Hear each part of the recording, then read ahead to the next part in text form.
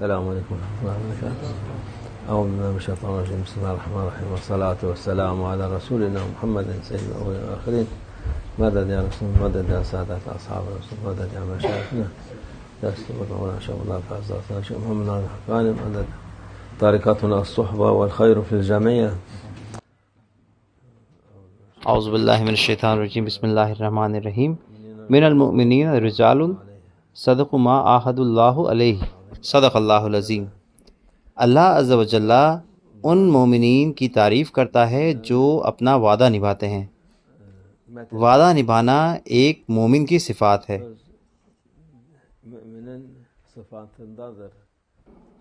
یہ مومن کی صفات ہے کہ وہ اپنا وعدہ نبھائے اور اپنی زبان کا پکا رہے جب وہ کسی سے کچھ کہے۔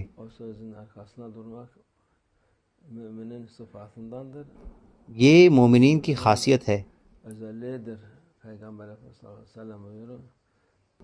ہمارے رسول اللہ صلی اللہ علیہ وسلم کہتے ہیں کہ جب مومن بولتا ہے تو وہ سچ بولتا ہے، جب وہ وعدہ کرتا ہے تو وہ اپنا وعدہ نبھاتا ہے، اور جب اسے کوئی امانت دیتا ہے تو وہ امانت میں خیانت نہیں کرتا۔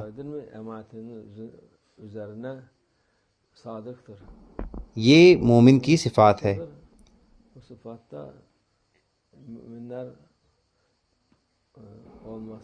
مومنین اسی صفات پر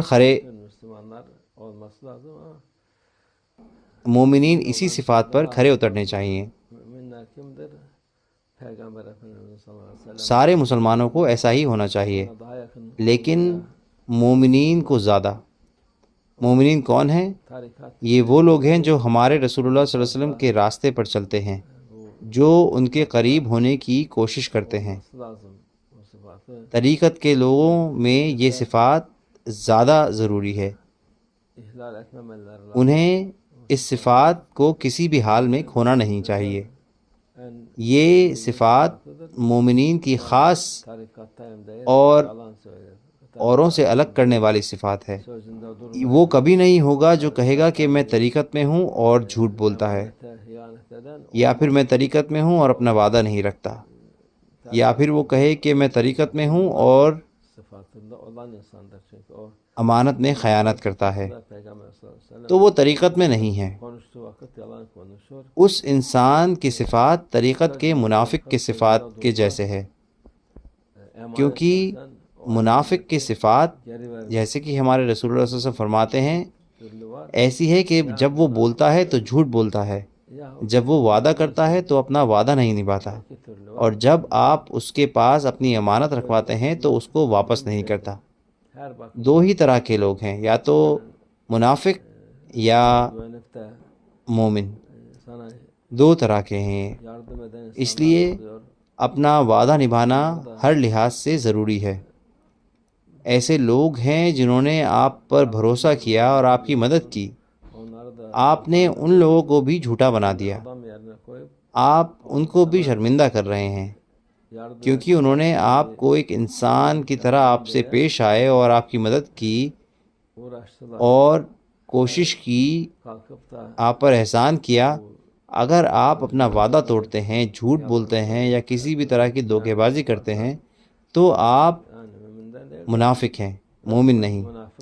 آپ کے پاس منافق کی صفات ہے، تب اللہ آپ کی حفاظت فرمائے، آپ پورے منافق ہو جائیں گے۔ منافقین کی جہنم میں سب سے نچلے حصے میں جگہ ہے۔ وہ کہتا ہے فی الدرک الاسفل من النار، یعنی جہنم کے نچلے حصے میں۔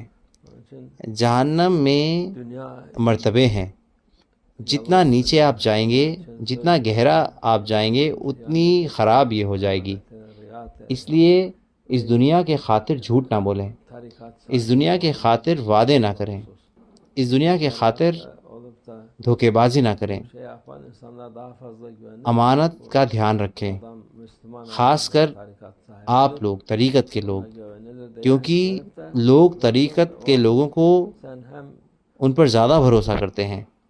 اگر کوئی آپ پر بھروسہ کرتا ہے اور کہتا ہے کہ یہ مسلمان ہیں، طریقت میں ہیں، اور آپ اس کو دھوکہ دیتے ہیں، تب آپ طریقت کا استعمال لوگوں کو دھوکہ دینے کے لیے کر رہے ہیں، ہمارے رسول اللہ صلی اللہ علیہ وسلم کو اور اللہ عز و جل کو۔ اللہ ہماری نفس کی شر سے ہماری حفاظت فرمائے۔ اللہ ہمیں ایسے حالات میں گرنے سے بچائے۔ ایسے بہت سارے لوگ ہیں جو اس وقت میں ایسا کرتے ہیں یہ سوچتے ہوئے کہ وہ ہوشیار ہیں، لیکن وہ ہوشیار نہیں بلکہ بیوقوف ہیں۔ وہ فائدے سے زیادہ نقصان اٹھاتے ہیں، کیونکہ اس طرح کی چیز جو دنیا میں کمائی گئی اس کی کوئی برکت نہیں ہے۔ آخرت میں وہ ذمہ دار ہوں گے، ان سے سوال ہوں گے، انہیں سزا ملے گی۔ اللہ ہماری حفاظت فرمائے۔